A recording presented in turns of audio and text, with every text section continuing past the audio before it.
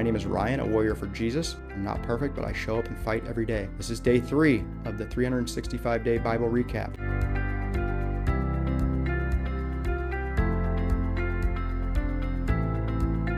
You think starting over fixes everything? New life, new habits, fresh start? But what if the problem follows you? Genesis 8 through 11 proves something most people don't want to hear. New world doesn't mean new heart. Pause this video, go read Genesis 8 through 11, and then come back. I'll be right here waiting. All right, welcome back. Let's break this down so it's so simple anyone can understand it. The flood is over. The water goes down. Noah and his family, they step off the ark. Everybody and everything they knew is gone. There's no people, there's no cities. It's just them and a fresh start. And right away, God makes a promise. He says, I will never destroy the earth with a flood again. But he says later that he'll destroy it with fire. And he gives a sign, the rainbow. So that rainbow isn't just something cool to look at. That's God saying, I kept my word. So every time you see a rainbow when you're driving nowadays, look at that. And that should be a reminder that God kept his word. God never changed. We did. And then God gives them a clear command. Be fruitful, multiply, and fill the earth. Spread out, build life, and trust God. But they don't fully listen. They multiply,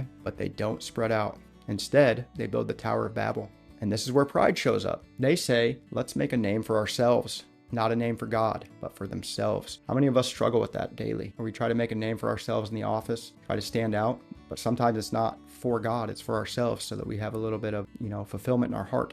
God told them to go out. They chose to build up. That's the difference. Obedience versus pride. So, what God does? God confuses their language. They can't understand each other, so they stopped building. They scattered across the earth, and just like that, God's plan still happens, even when people resist it. Keep that in mind. Even when you resist God's plan, it's still going to happen no matter what. Whether you can control it or not, you're not in control. But here's where it gets real. Right after all of this, Noah, the same man God used to save humanity, he falls, and he falls hard. So Noah planted a vineyard. He makes wine, he starts drinking too much, and he gets drunk. And then he ends up naked in his tent. So let's say this plain. Noah had a moment of weakness. Do we struggle sometimes with a moment of weakness? 100%, I know I do. So why this matters is because if it hits us right where we live, some of you think, if I just get a fresh start, it'll all be different. If I can get a new job somewhere, if I can get a new city, if I can get a new routine, if I can set new goals, it'll all be different. But the truth is, if your heart doesn't change, your habits won't change either. So that's where it gets tough. And then it gets deeper. His son Ham sees him and dishonors him. But the other sons, they walk in backwards and they cover their father with respect. So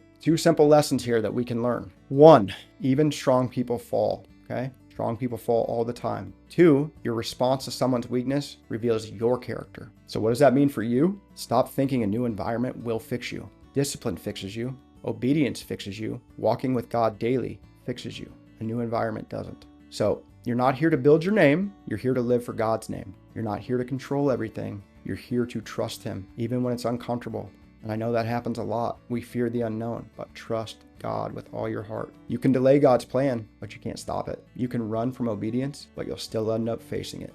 Keep that in mind. So hopefully you got something out of today's Genesis 8 through 11. So if this helped you understand the Bible more clear, follow me. We're doing this every day. Drop day 3 if you're locked in. Be a messenger for Christ and show up like he sent you, because he did. And if you want to get a copy of the Bible recap, it's in my description. And if you're like, hey, you know what? I want to follow along and do this, and then I'll post my video, and then you can comment if you interpreted it different than I did. So go out and be great and lead.